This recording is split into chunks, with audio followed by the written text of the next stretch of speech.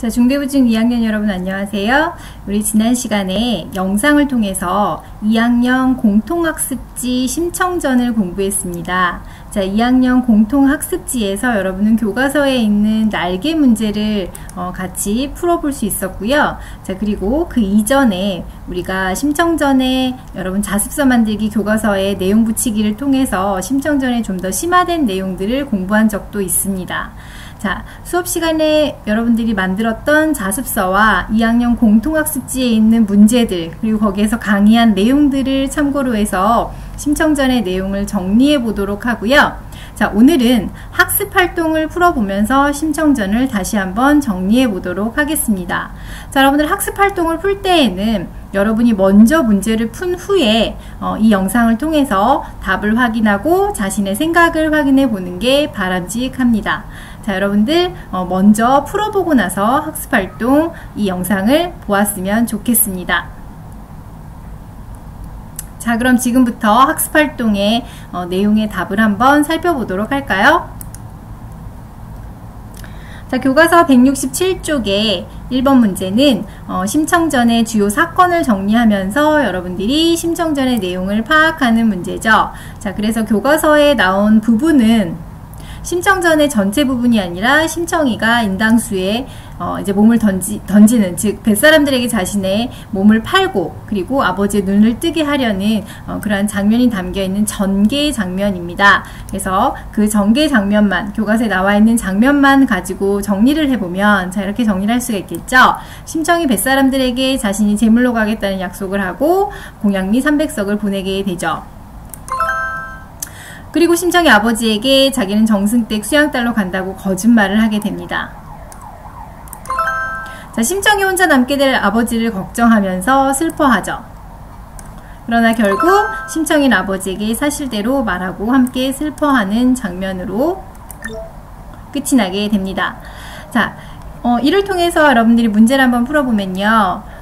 교과서 168쪽에 자, 심청이가 뱃사람들에게 다음과 같이 말을 하게 된 계기가 된 사건은 무엇일까요?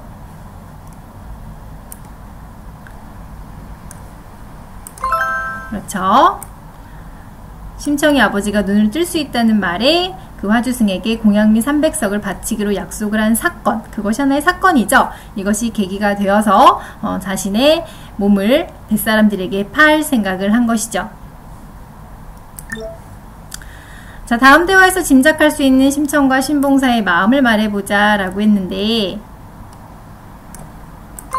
우리가 이것은 교과서에서 확인을 해본 바죠. 자, 그래서 신봉사의 마음과 심청이의 마음을 확인해 볼 수 있겠습니다. 자, 여기까지는 여러분 내용 확인이었고요.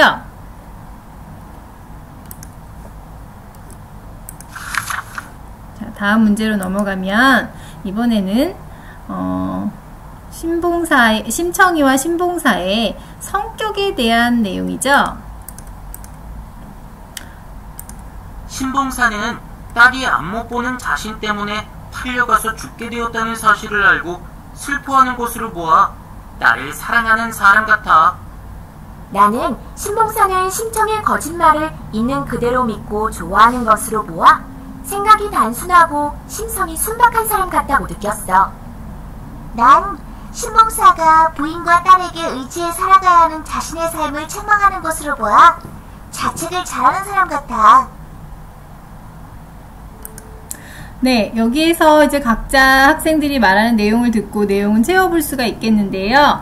자, 이것은 우리가 이전에 학습했던 심청이와 신봉사 그리고 뱃사람들의 성격을 정리해보는 문제입니다. 그래서 심청이는 효심이 지극하고 생각이 깊고 자기보다 아버지를 사랑하는 마음이 더 큰 효녀의 성격을 가지고 있고요. 전형적 인물이죠. 자, 신봉사는 부성애가 강하고 어린아이처럼 좀 단순하고 순박한 구석이 있는 사람입니다.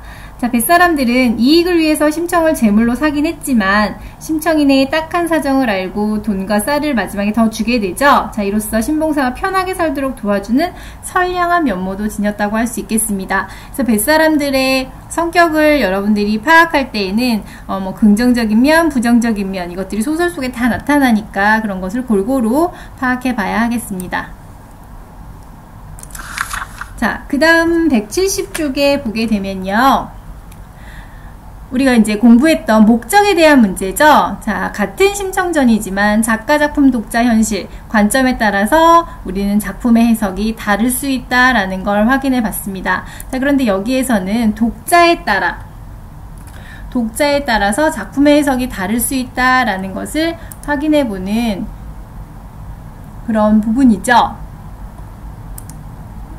네. 여기에서 별것이 아닌데, 독자에 따라. 자, 그래서 독자의 관점에서 해석이 어떻게 다른지 한번 교과서에서 다시 한번 확인해 보도록 하겠습니다. 나는 심청의 효를 진정한 효라고 생각하는 준식의 의견에 동의해. 그 이유는 부모를 위해 장기 이식 수술을 하는 자식의 이야기를 신문에서 본 적이 있는데, 부모를 위해 자신을 희생하는 것은 정말 쉽지 않은 일이라고 느낀 적이 있거든. 그런데 신체가 아니라 목숨을 희생하는 것은 더더욱 어려운 일이잖아. 그래서 자신의 목숨을 희생하면서까지 아버지를 위하는 심청의 행동은 진정한 효의 모습이라고 할 수 있다고 봐. 나는 심청의 효는 진정한 효가 아니라고 생각하는 예슬이의 의견에 동의해. 왜냐하면 자식의 죽음을 통해 부모가 산다고 하면 그것은 결국 부모의 마음을 더욱 슬프게 만드는 일이기 때문이야. 자식이 자신 때문에 죽었다고 생각하면 남은 생 동안 딸을 죽게 만든 자신을 원망하며 자책하게 될 거야. 따라서 심청의 행동은 진정한 효라 할 수 없어. 자, 이렇게 만화에서 보여주는 두 학생들의 그 생각이 다르죠. 심청이 보여준 행동에 동일한 행동에 대해서 다른 의견을 가지고 있습니다. 자, 여러분들도 저 학생들처럼 논리적으로 자신의 생각을 말할 수 있죠. 네, 그래서 자신의 생각을 말해보는 활동이 2번 활동이 되겠습니다. 여러분들이 한번 얘기해보고 자신의 경험에 비추어서 이야기해보고 한번 자기의 생각을 정리해보는 시간을 갖도록 하면 좋겠습니다. 자, 그리고 이런 활동을 바탕으로 해서 3번 문제는 오늘날의 바람직한 효는 어떠한 효여야 할까? 이거에 대해 토의해보라고 했는데요. 자, 여러분들이 심청전 내용을 심청전 소설, 판소리개 소설, 심청전을 모두 다 읽고 이 주제에 대해서 독서 기록을 해오는 것도 좋을 것 같습니다. 자, 오늘 간단하게 학습활동 문제를 풀어보면서 심청전을 정리해봤는데요.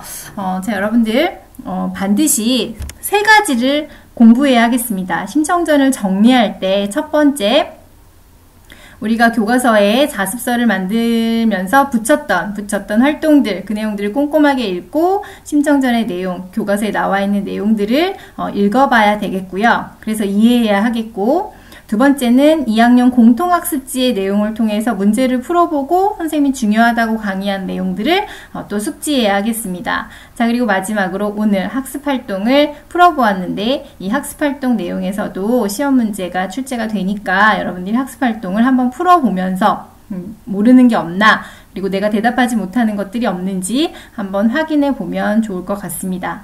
자, 무엇보다 심청전은 관점에 따라서 다양하게 해석할 수 있다라는 학습 목표를 갖고 있기 때문에 우리가 수업 시간에 여러분들이 학습한 바와 같이 작가의 관점, 작품의 관점, 현실의 관점, 독자의 관점에서 심청전을 다양하게 해석해 볼 수 있는 그런 기회를 갖는 게 이 단원의 학습 목표입니다.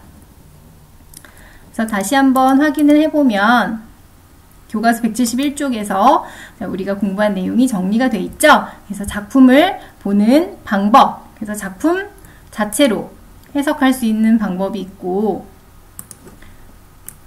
내재적 관점이죠. 그리고 작품 외재적 관점에서 해석할 수 있는 방법이 있다라고 해서 우리가 작가, 작품, 현실, 독자, 이 4개의 관점에서 문학작품을 바라봐야 한다라는 것을 공부해 봤고요. 그리고 이러한 관점을 설명할 때 그 작품을 해석하는, 뒷받침하는 근거들을 우리가 들 수 있어야 한다라고 수업 시간에 얘기했었습니다. 자, 이렇게 한번 정리를 다시 한번 해보고요. 자, 다음 시간에 청포도를 정리하면서 다시 한번 이 내용을 공부해 보도록 하겠습니다. 자, 여러분 수고 많았습니다.